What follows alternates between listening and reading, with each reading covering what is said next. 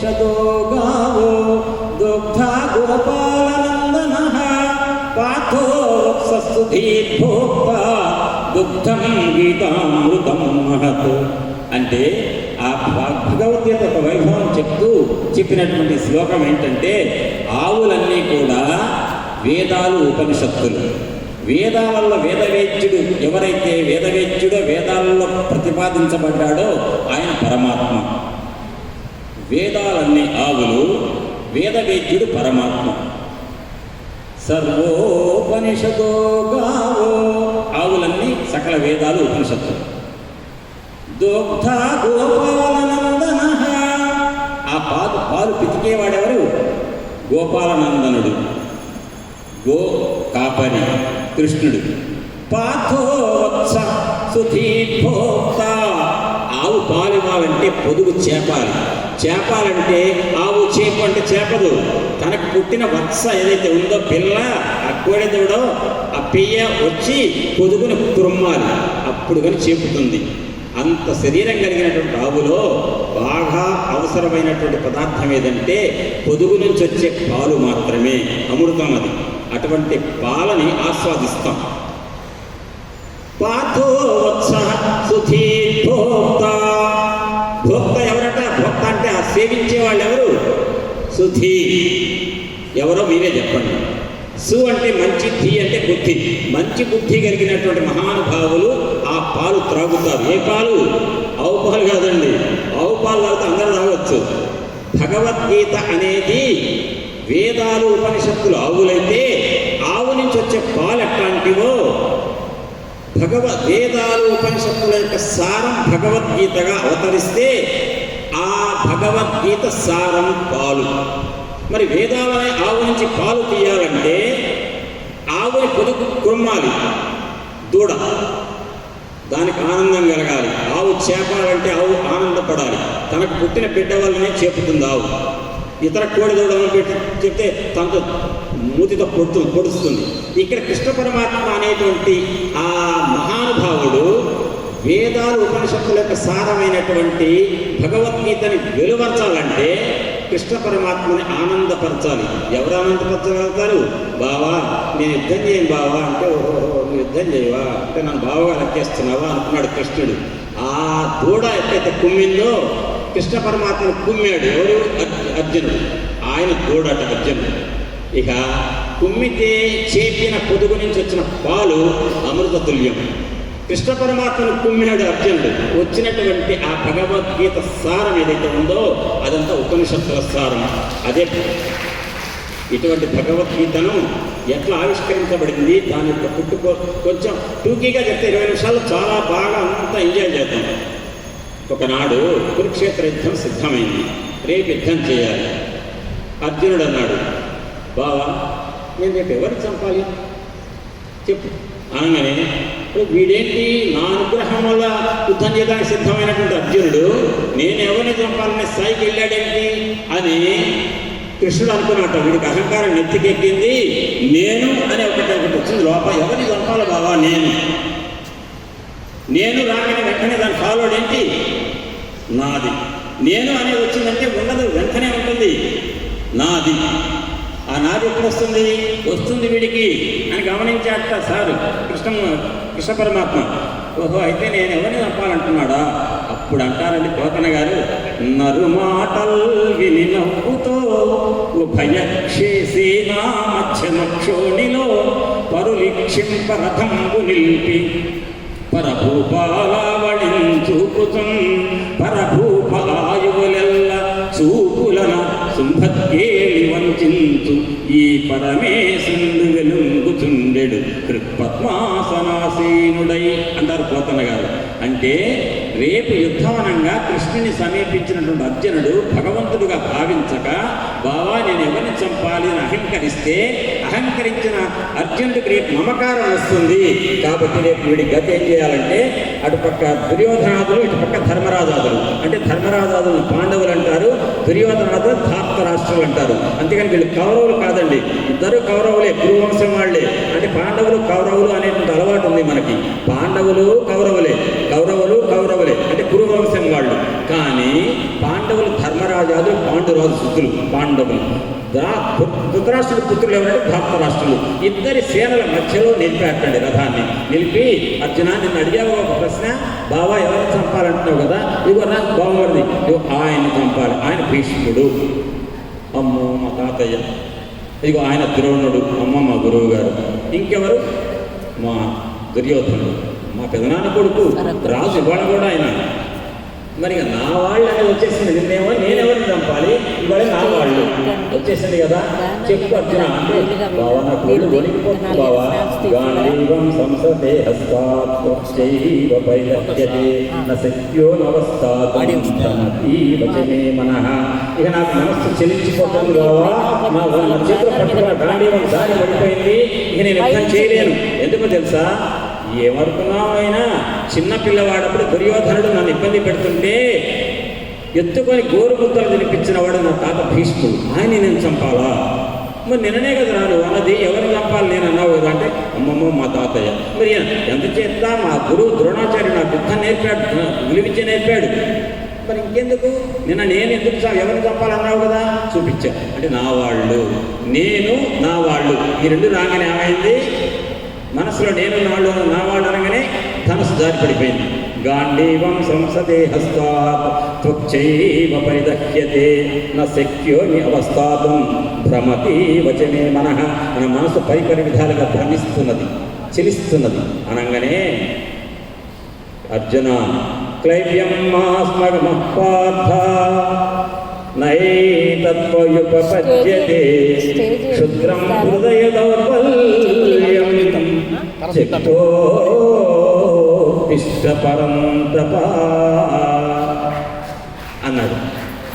దౌర్భాగ్యపు మనస్తత్వంతో, ఒక పీడతో, బలహీన మనస్తత్వంతో వీరాధి వీరుడు అయ్యుండే నువ్వు ఈనాటికి నువ్వు స్వర్గానికి వెళ్ళి ఇంద్రుణ్ణి మెప్పించి అస్త్రాలు తెచ్చావు. గాంధీవం నీ చేతిలో ఉంది, శివశక్తి నీ చేతిలో ఉంది. నేను విష్ణువుని ఉన్నాను తోడుగా.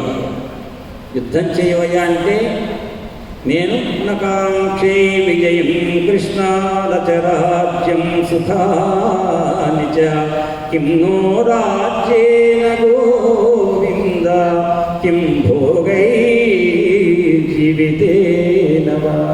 బావా, పెద్దలు ఇంతమందిని చంపి నెత్తురుపూడి తింటూ ఆ రాజ్యం అనుభవించడం అవసరమా? నాకొద్దు బావా, నేను వెళ్ళిపోతా. ఒక్కసారి తనవారి సంపదాలక, తనవాళ్ళట దుర్మార్గులు, అధర్మానికి పాల్పడిన వాడు దుర్యోధనుడు, భీష్ముడు, అందరూ కూడా వాడు దుర్మార్గులను పట్టుకొని తనవారి సంపదాలక వెనుకకు పోనిచ్చగించు విజయుని శంకం. విజయుడు అంటే అర్జునుడు. శంకం ఘనయోగ విద్యవాపిన మునివంద్యుని పాద భక్తి మునయున్నాపం అంటాడు భీష్ముడు. అంటే ఆనాడు యుద్ధరంగంలో ఎవరిని చంపాల బావా అడిగితే రెండు సేనల మధ్యలో రథాన్ని నిలిపి ఈయన్ని చంపాలి, ఈయన్ని చంపాలి, ఈయన్ని చంపాలి అంటే వాళ్ళని చూడగానే వాడు నా వాళ్ళ, నేనెవరిని చంపాలా, నేను నాది అనేది మనసులోకి వచ్చిన తర్వాత ఆ నేను నాది ఉండకూడదు మనస్సులో వచ్చినాయి. కానీ పట్టుకోవాల్సింది ఏది? గాంధీవం. అది వదిలిపెట్టాడు. వదిలిపెట్టాల్సింది ఏది? నేను నాది. అది పట్టుకున్నాడు. ఏది పట్టుకోకూడదు అది పట్టుకున్నాడు, ఏది వదిలిపెట్టకూడదు వదిలిపెట్టాడు. అంటే వీడు మనసు దౌర్బల్యంతో ఉన్నది. మానసిక దౌర్బల్యంతో ఉన్నటువంటి నిన్ను నేను రే అర్జున జాగ్రత్త, నువ్వు చేయి యుద్ధం అంటే నేను చేయను బాగుంటాను. అయిపోయి కృష్ణుడు ఏం చేస్తాడు? ఇక అట్టంటే బెదిరిస్తే కుదరదు. అర్జున అట్టొకటి చేయను ఆయన బావ అంటే, బావ నాకు చెప్పాగా మా అన్నయ్యని నేను చంపాను, మా గురువుగారిని చంపను అంటాడు. వాడు బతికినా కష్టమే, బెదిరించినా కష్టమే.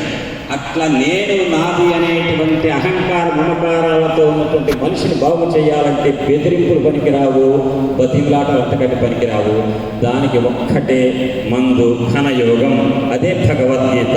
ఆ భగవద్గీత బోధిస్తూ ఆ మహానుభావుడు అన్నమాట ఏదంటే, ఏనం వేత్తి హంతారం యశ్చైనం మన్యతే హతం ఉభౌతౌ న విజానీతో నాయం హంతి నహన్యతే. ఆత్మవు నువ్వు, అర్జునుడు అనే శరీరం కాదు. ఇది ఉండొచ్చు పోవచ్చు. శాశ్వతం ఏదంటే ఆత్మ.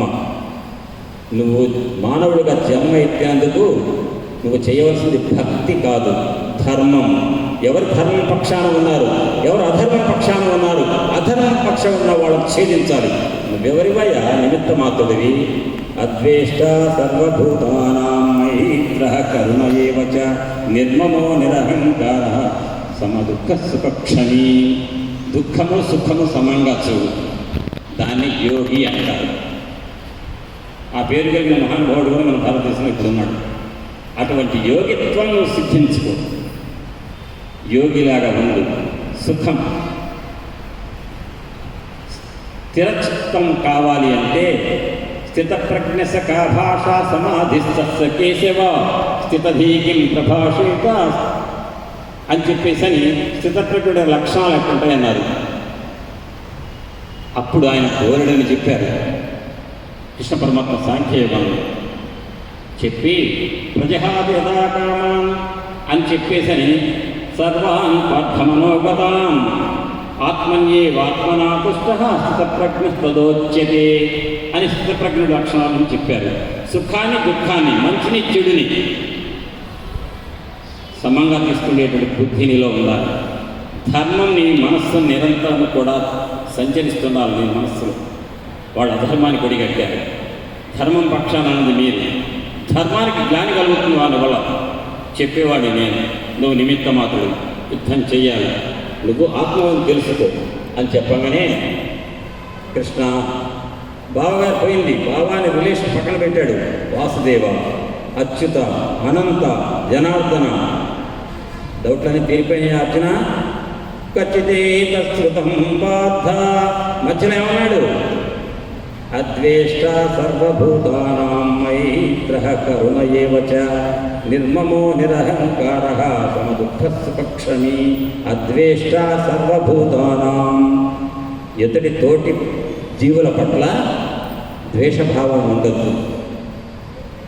నీ పాదకమల సేవయు నీ పాదార్చకులతోడి నెయ్యము నితాంత అపార భూత దయయును తాపసమందార నాకు దయసేయగదే.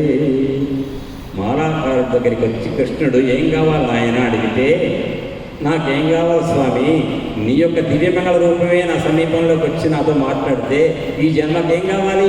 నీ పాదకమల సేవయు. ఆ కంసుడు రాజ్యాన్ని తీసి నాకు ఏంటి ఇచ్చేవాడే. కంసుడు చంపడానికి వెళ్ళబోతున్నాడు కదా, ఆ రాజ్యానికి నేను అడిగేవాడు, ఓకే ఇచ్చేసేవాడు. కానీ నీ పాదార్చకులతోడి దెయ్యము, నీ పాదాలు అర్చించే వాళ్ళతో నాకు స్నేహం కావాలి. త్వద్భృత్య భృత్య పరిచారక భృత్య భృత్య భృత్యస్య ఇది మాం స్మరలోకనాథ.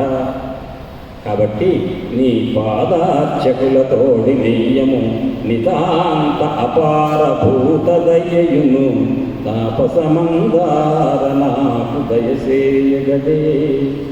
అనంటే కృష్ణ పరమాత్మ అనుగ్రహించకుండా ఉంటాడా అండి? అంతకంటే అదే మోక్షం. అందరినీ సమానంగా చూసే స్థితి వచ్చిన తర్వాత తగ్గులేముంటాయండి? భగవంతుడిని అందరిలో భగవంతుని చూస్తే అదే జ్ఞానం, అదే మోక్షం. అదే అడిగాడు. ఇక్కడ ఏమన్నాడు?